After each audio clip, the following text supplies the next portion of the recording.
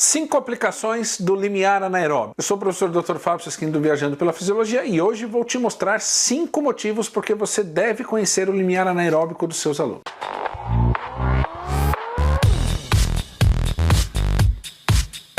Bom, vamos lá. Então é o seguinte, no vídeo anterior eu falei um pouquinho sobre o conceito do limiar e aí associamos o conceito do limiar ao famoso limiar anaeróbico. Então se você não assistiu o vídeo anterior, vou deixar o card circulando aqui em algum lugar, clica para você assistir. Muito bem, a partir do momento que nós entendemos o que é limiar e o que é limiar anaeróbico, o passo seguinte é a gente entender as aplicações do limiar anaeróbico no nosso dia a dia. E eu listei aqui no quadro negro do Viajando pela Fisiologia 5 motivos porque você deve saber qual é a intensidade do limiar anaeróbico dos seus alunos. Então vamos lá. Primeiro ponto é que o limiar anaeróbico é uma variável para você prescrever a intensidade do treinamento cardiorrespiratório. Então, quando eu sei exatamente qual é a intensidade do limiar anaeróbico, eu consigo então entender a partir de qual intensidade aquele treino deixa de ser moderado e a partir de qual intensidade esse treino passa a ser vigoroso. Então eu poderia dizer, por exemplo, para o aluno Roberto que treina correndo na rua, quando ele corre a 12 km por hora é a velocidade de limiar. Então o que eu sei quando o aluno Roberto está correndo a 12 km por hora? Que como ele está na velocidade de limiar, aquele treino está no limite da zona vigorosa de treino. Se ele for para 12,5 km por hora, por exemplo, eu já sei que ele não vai estar mais na zona moderada, mas ele vai estar no início da zona vigorosa. Então eu poderia, para os meus treinos de corrida, para os meus treinos na bicicleta ergométrica, para os meus treinos dentro da natação, em geral treinos cardiorrespiratórios, eu poderia então trabalhar com as zonas de intensidade individualizada.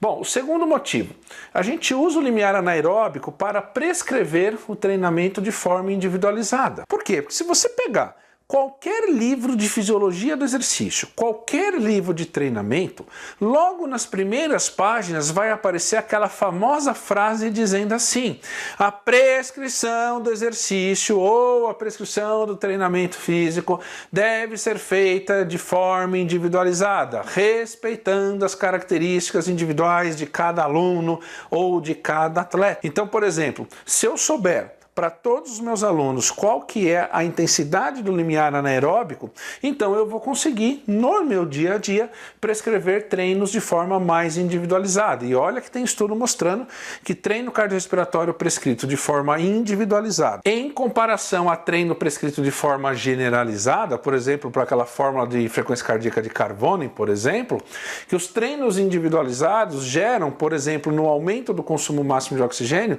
até 40% mais resultado para o aluno. Então, se eu quiser prescrever um treino realmente individualizado cardiorrespiratório, uma das variáveis de intensidade que eu posso usar para isso é o limiar anaeróbico.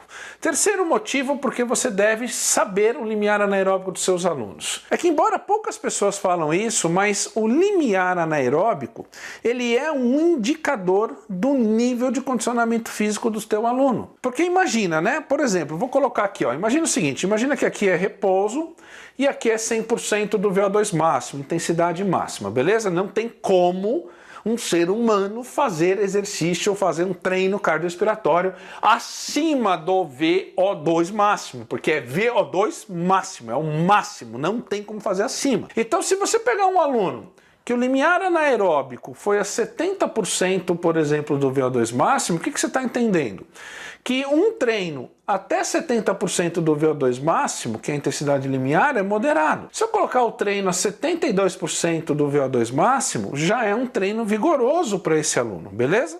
Agora se eu pegar o aluno B, que é o laranjinha aqui, que o limiar anaeróbico dele aconteceu a 80% do VO2 máximo, significa que se esse aluno aqui treinar a 72% do VO2 máximo, para ele ainda é moderado. E para esse aluno aqui só vai ser vigoroso se ele treinar, por exemplo, a 81, 82, 85% do VO2 máximo. Então, quanto mais próximo o limiar anaeróbico for do máximo, como nesse exemplo eu coloquei como variável o VO2 máximo, significa que melhor preparado, melhor condicionado é esse aluno. Então eu posso usar o limiar anaeróbico como um critério para determinar qual é o nível de condicionamento físico desse aluno. Beleza? Muito bem. Quarto motivo é o seguinte, presta atenção aqui. Existe uma certa neurose em relação aos treinos intervalados de alta intensidade, isso mesmo, o famoso HIIT. E as pessoas acham que para fazer um HIIT de fato, a gente precisa colocar o indivíduo lá no máximo, no período de esforço mais intenso, precisa colocar o indivíduo lá no máximo da frequência cardíaca, no máximo do VO2. E isso não é necessário.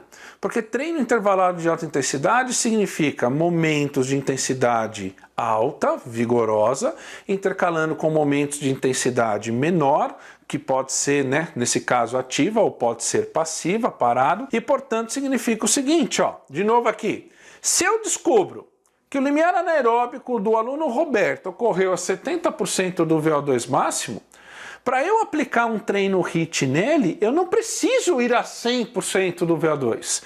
Eu não preciso ir a 95% do VO2. Eu não preciso ir a 90% do VO2. Se o limiar anaeróbico for a 70%, eu posso colocar, por exemplo, aqui, a 80%. Então eu posso colocar, sei lá, 40 segundos a 80% do VO2, intercalando, por exemplo, com 1 minuto e meio a 35%, 40% desse VO2. Então eu posso aplicar o treino HIIT sem necessariamente levar o meu aluno no máximo ou muito próximo ao máximo. Não tem necessidade.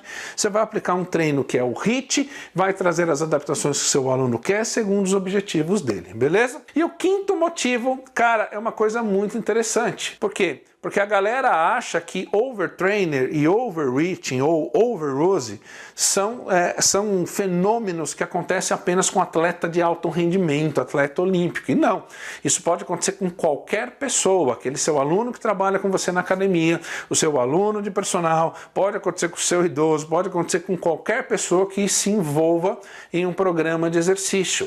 E por quê? Porque a partir do momento que você sabe qual é a intensidade do limiar anaeróbico, então você sabe prescrever o treino na zona moderada, na zona vigorosa, ou alternando moderado vigoroso, ou vigoroso leve, aplicando os treinos intervalados, você passa a ter um controle mais fidedigno da carga de treino. E, portanto, você evita acontecer subcargas de treino, que são aquelas cargas muito baixas, que não têm intensidade suficiente para desencadear as respostas fisiológicas associadas aos objetivos do seu aluno, e também evitar excesso de carga que poderia levar a um overreaching ou um provável overtraining. Então, o controle ele é maior, e tendo um controle maior, obviamente, isso daqui fica uma chance menor de acontecer. Então, e eu ainda colocaria aqui, para encerrar o vídeo, um sexto motivo nessa lista aqui. E qual que seria o sexto motivo? Porque todo mundo é diferente. Ora, se você treina homens de várias idades, então quer dizer que o limiar anaeróbico para homens de várias idades é na mesma intensidade? Óbvio que não. Você treina pessoas com várias características de composição corporal, desde o mais gordinho até aquele que precisa engordar um pouquinho para entrar na normalidade, em termos de composição corporal. Será que todo mundo vai ter intensidade do limiar anaeróbico na mesma intensidade? É óbvio que não. As pessoas fazem movimentos, atividade física e treinamentos diferentes. Tem aquele cara que vai para a academia fazer musculação, mas no dia a dia dele ele caminha bastante. Agora tem aquele cara que vai para a academia fazer musculação, que no dia a dia dele ele trabalha o tempo todo sentado. Será que a intensidade do limiar anaeróbico é na mesma intensidade? É óbvio que não. As pessoas têm comportamento alimentar diferentes, as pessoas têm genética diferentes, as pessoas têm respostas enzimáticas ao exercício diferente. Então por que o limiar anaeróbico vai ser igual em todo mundo? Então o sexto motivo aqui eu colocaria para você minimizar a variabilidade entre os indivíduos. Portanto, se você pegar o livro, o livro ele serve para ser didático, para ensinar a gente a pensar, para ensinar a gente a enxergar. Mas você não pode cair nessa que 85% da frequência cardíaca máxima é a intensidade limiar anaeróbica em todos os seres humanos. Cara, se você acreditar nisso, o que você está dizendo é o seguinte: não importa se é alto ou baixo. Não importa se é homem ou mulher, não importa se a etnia, não importa o nível socioeconômico, não importa a genética, não importa o nível de treinamento, não importa a composição corporal, não importa a alimentação. Então, 85% seria o limiar anaeróbico em todo mundo. Cara, se você fizer avaliação física e se você fizesse avaliação física em todos os seus alunos, você ia ver que vai ser extremamente raro o limiar anaeróbico dos seus alunos darem igual. Por quê? Porque no mundo as coisas são diferentes, as coisas são variáveis e o limiar anaeróbico também é variável. Ah, professor, mas como é que faz um teste de limiar anaeróbico? Professor, como é que eu prescrevo o treino pelo limiar anaeróbico? Cara, se você quiser, eu faço um vídeo sobre isso para te ajudar. Deixa aqui nos comentários, escreve aí se você fala assim, ó, eu topo, eu faço um vídeo mostrando como faz um teste, eu faço um vídeo mostrando como que prescreve essas coisas todas, beleza? Então, ó, 5 motivos, né? Tá aqui para você, para ficar bem claro porque que você deve saber o limiar anaeróbico. Agora, como é que você descobre o limiar anaeróbico? Tem que fazer um teste aeróbico, não tem como você prever isso simplesmente fazendo cálculo matemático. Tem que botar esse cara dentro da piscina, ou numa esteira, ou numa bicicleta, uma corrida em rua, fazer um teste aeróbico e aí a gente descobre isso com mais calma, beleza? Gostou do vídeo? Por favor, deixe o seu like, compartilhe, deixe seu comentário e você que não está inscrito, faça a sua inscrição, beleza? Um grande abraço e até o próximo vídeo.